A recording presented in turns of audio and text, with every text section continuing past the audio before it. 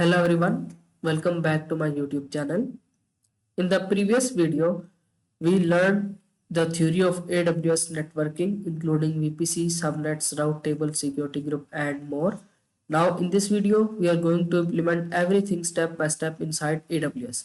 For this, you need to create account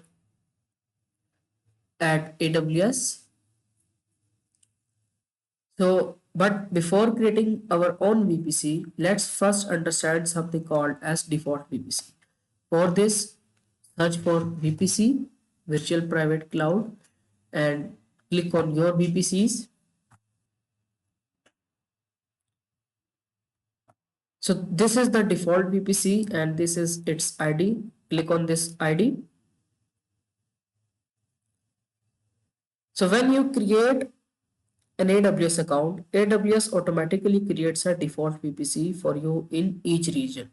For example, if I am in West East 1, so there will be a VPC inside this region. Also, for every region, AWS creates automatically a default VPC, and the default VPC already contains some basic networking components, so beginners can quickly launch EC2 instances without configuring network from scratch.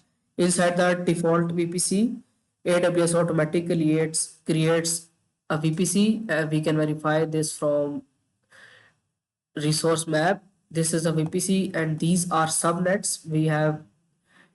I've already elaborated the concept of subnet in my previous video.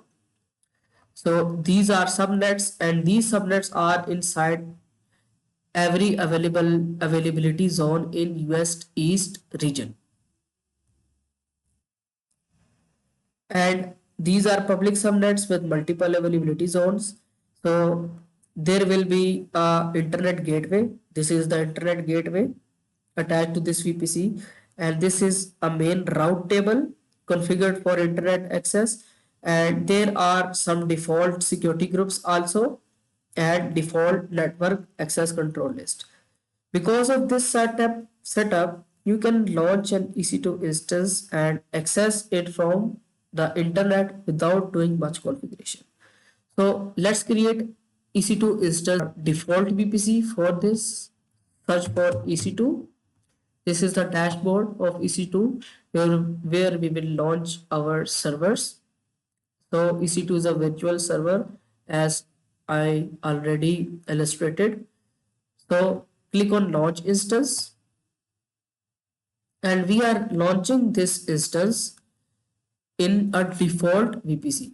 So what is this AMI Amazon machine image? So the next video will be about this, and then what is meant by instance type. So don't worry, I'll explain all these in my upcoming videos.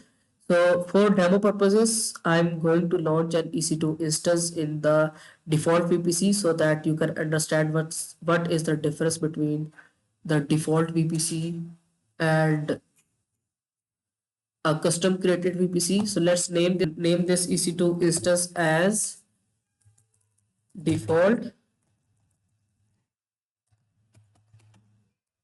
VPC EC2, and we are going with Amazon Linux AMI. So I'll explain in my next video what is AMI and what are these. So we are going with the Amazon Linux AMI and instance type will be, let's choose T2.micro. And for key pair are basically used to securely connect to your instance. I'll make a dedicated video for this as well. So for this, proceed without a key pair. Here we are. Click on edit. And now, as you can see, the default VPC is already selected. So let me select a subnet. Suppose I select this subnet, and this subnet is of US East 1F availability zone, and auto assign IP address is enabled. So auto assign IP address will give your EC2 instance a public IP address so that we can access our application or users can access your server. So firewall security groups, select the existing security group and select this default security group, because I already have told you that AWS will create some default security group and subnets internet gateway for you. So launch server. This is how we launch EC2 instances. Click on this.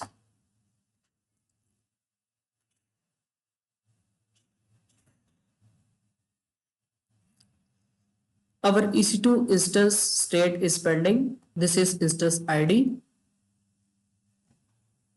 So that is how we launch EC2 instances within a minute with simple clicks, and virtual server is ready. So this instance is running, and these are the details of this instance. This is its public IP, this is its private IP. However, in real world projects and production environments, we usually do not rely on the default VPC. Instead, we create our custom VPC, and the reason is simple. When we create our own VPC, we get full control our network design. For example, we can define our own IP address range, create public and private subnets, design secure architectures, isolate environments like development, testing, and production, implement better security practices. So go to the VPC.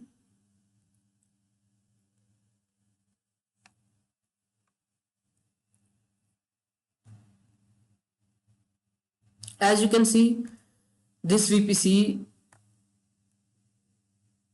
is having a CIDR range, means this VPC has an IP range of 172.31.0.0. Suppose our use case, in our use case, we do not need this IPv4 CIDR, then we create our own VPC. So in real world cloud architecture, most companies build their own VPC from scratch. So in this video, we are going to do exactly that. We will create a custom VPC, create a public and private subnets, attach internet gateway, configure route tables, set up security group, and launch an EC2 instance inside our created VPC. So let's proceed to create VPC. Click on your VPC, click on create VPC, and as of now select VPC only, because we are doing this step by step so that you can understand. So name this VPC, I'll name this VPC as EC2 course VPC, and CIDR range. This is very important, that what could be the CIDR range of VPC. So we only create VPC by using private IP addresses, means class A, class B, and class C. So don't worry about this. I'll explain how to create a CIDR and what CIDR range we choose to create VPC in my networking video. So for this, select a CIDR for 10.0.0.0/16. So don't worry about this. I'll explain these IP ranges in my networking course as well. This is the CIDR range. Create VPC. Our VPC is created. So inside a VPC dashboard, there is a session named as resource map. This is very useful because it will give you a picturized detail for every component you create inside your VPC. Now we need to create subnets. So these are the default subnets, which are public ones, and these subnets are part of the default VPC. So we need to create a subnet for our newly created VPC. Click on create subnet.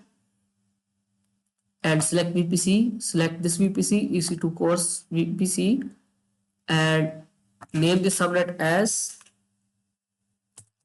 EC2 public subnet, and we also create a private subnet. And for availability zone, let's go with USD is 1A, and also name this as 1A so that we can identify this subnet is part of US East 1A availability zone. And now we need to specify the CIDR range of our subnet. I've already illustrated that inside VPC we create subnets and we deployed our resources in the subnet. So we need to slice these IP addresses so that the subnet we create in our VPC can get IP addresses. So for this, I'll select the CIDR for the subnet 10.0.0.0/24. So /16 mean 65,000 IPs, and I'll cut it into half. And we need to create a private subnet as well. So click on add new subnet.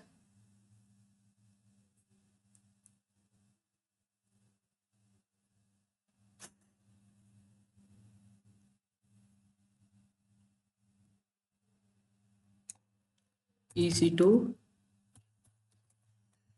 private subnet 1B, and this subnet will be created inside US East 1B availability zone.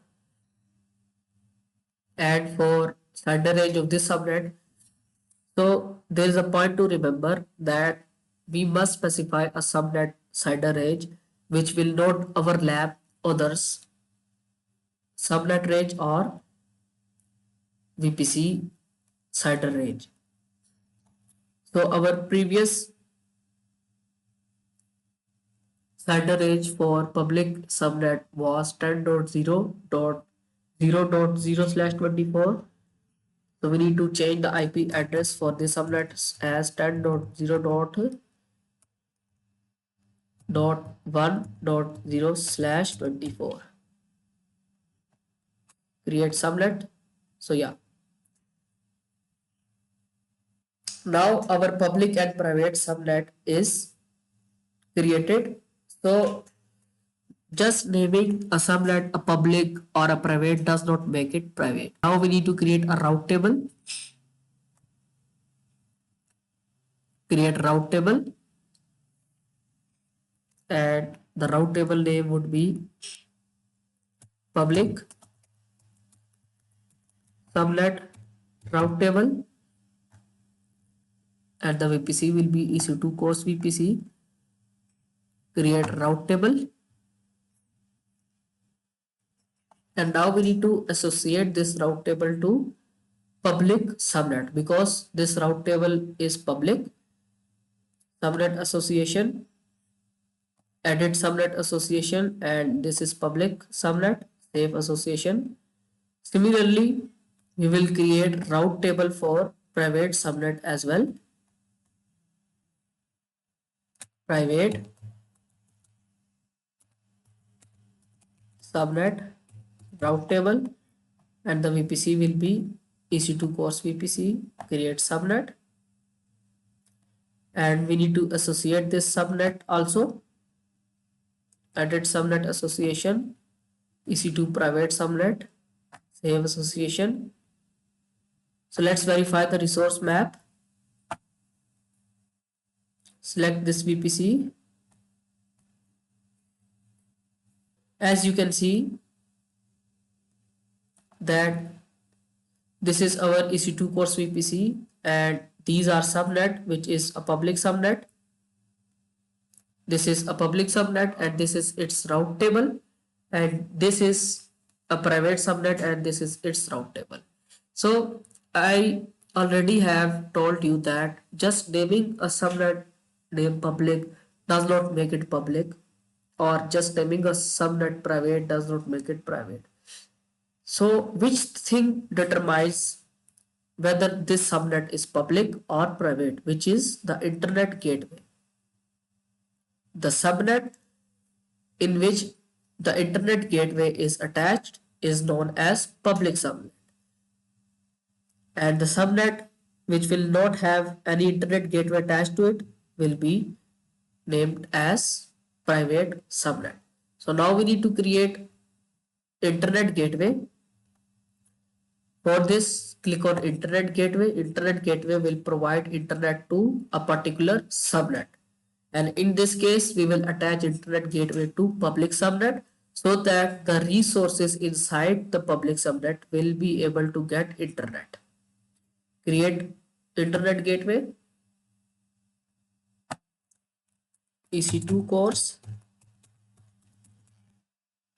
internet gateway. Just create internet gateway, and we need to attach to VPC, and this is the VPC, EC2 course VPC, attach internet gateway. Now internet gateway is attached. Let's verify resource map again. So as you can see, there is no internet gateway as of now, because just creating an internet gateway does not mean that our subnet will get internet. So we need to edit a route inside our public subnet route table, which will point to the internet gateway. So click on this route table.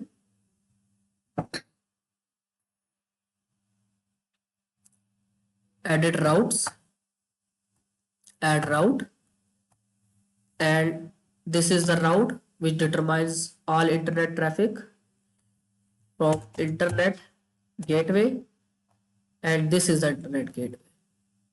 Click on save changes. Now our public subnet will be able to get internet, and the resources inside this subnet will be able to get the internet. Let's verify resource map. This is public subnet, this is public route table, and this route table is associated with this subnet, and we have added an entry in this route table for this internet gateway.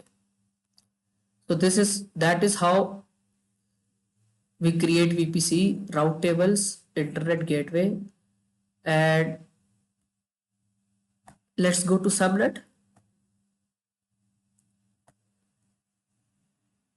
This is the public subnet. Select this subnet and go to actions, edit subnet setting, and click on enable auto assign IPv4 address. By enabling this, the resources inside this subnet will be able to get a public IP automatically. Save. Now we need to create a security group for EC2 instance. Go to EC2 dashboard.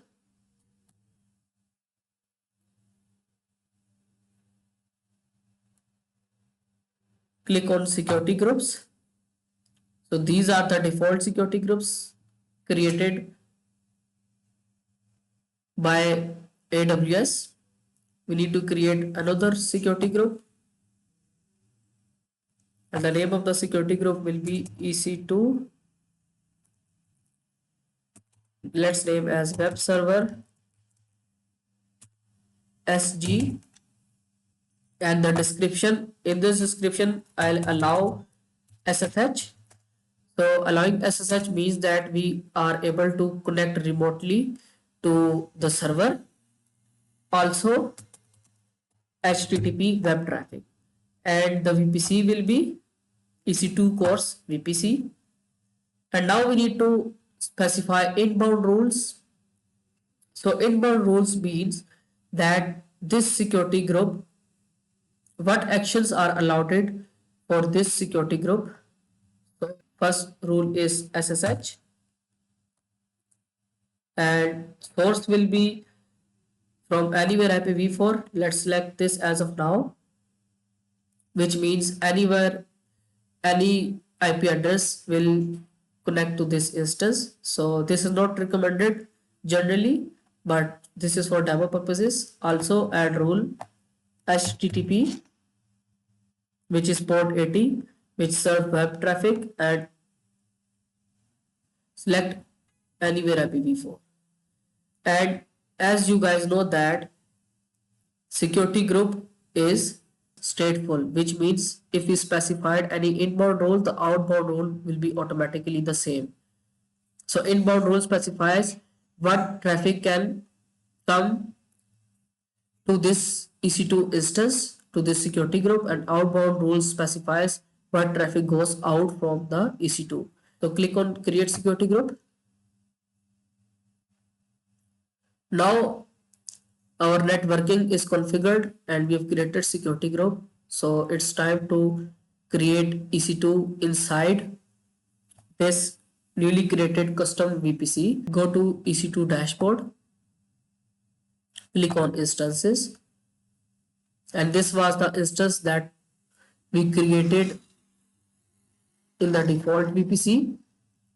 So let's connect to this instance first to see whether we are allowed to connect to this instance, and then we will create another EC2 instance, EC2 server inside our newly created VPC. So select this and click on connect. So these are the methods to connect to your EC2 instance. I'll explain these later on. So click on connect.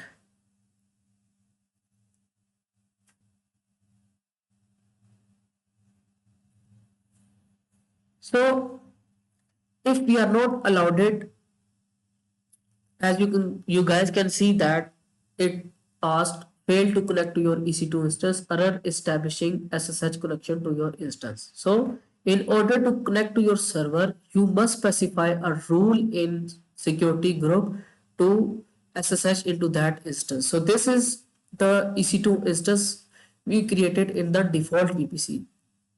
So let's troubleshoot this. Go to security because we need to make an inbound rule in the security group to SSH into that particular instance. So this is the security group, which is the default. Select your security group, and here you can see that there is no inbound rule for SSH. So delete this, add rule, and add rule for SSH, and the source will be your VPC CIDR or anywhere IPv4. Click on save changes. Now the security group has been successfully created. If I refresh this, I'll be able to connect to this server.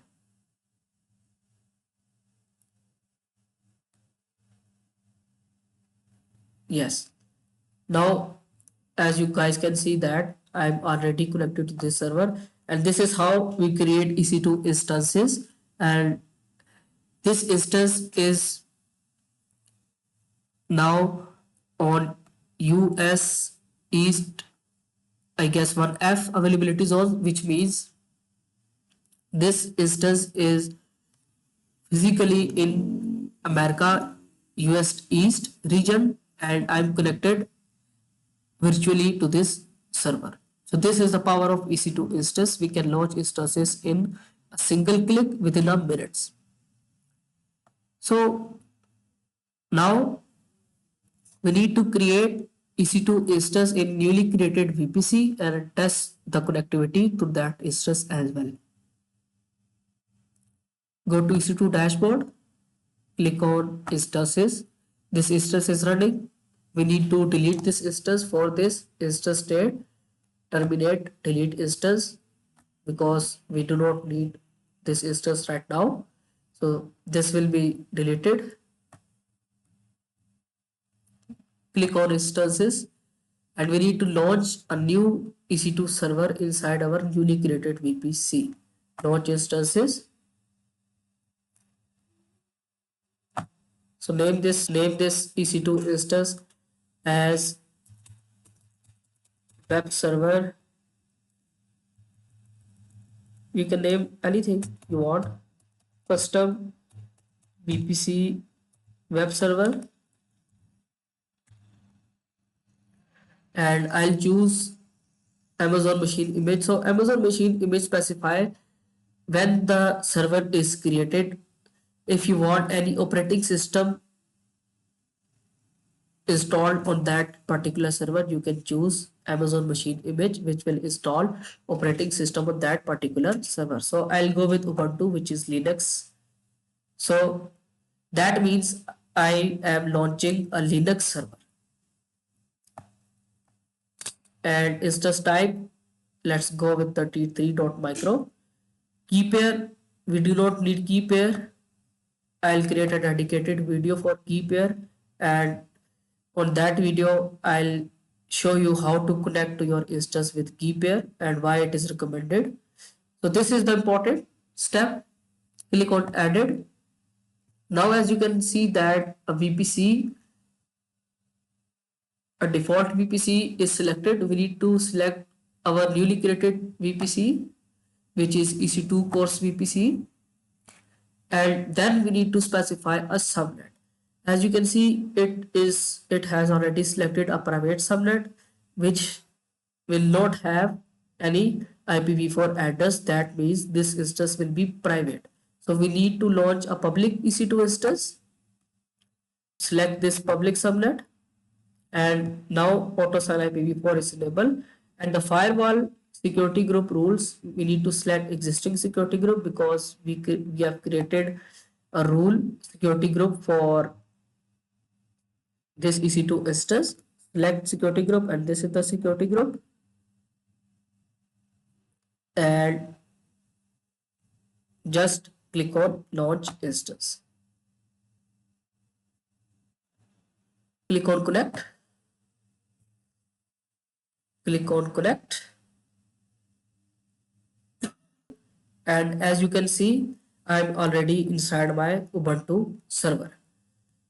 So let's clear this up, and I've specified a security group rule, which is HTTP, which basically, as you can see, port 80 HTTP, which serves as a web traffic. So let's verify. Now let's check whether this instance will be able to make connectivity to the internet for this sudo apt is the package manager for Ubuntu. Apt get update, which will update packages, and these packages will be updated with the help of internet. So if I press enter, as you guys can see that this EC2 instance is successfully updating its Linux packages, and these packages are updated with the help of internet. So this is how we create our VPC subnets, internet gateway, route tables, and with the help of security group, our EC2 instance will be able to update packages with the help of internet. So let's do one more thing. This is the Ubuntu server. If I delete this SSH inbound rule from the security group of our EC2 instance, so let's see what will happen then. Go to this security group. So this is the security groups. As of now, we are connected to our Ubuntu server. So this is the web server SG, added inbound rules. If I delete this SSH rule, so let's see what will happen. Delete, save changes, save rules. And now if I connect to that instance again, so you will see that we will not be able to connect to our EC2 instance because security group will not allow to connect to our instance. Connect.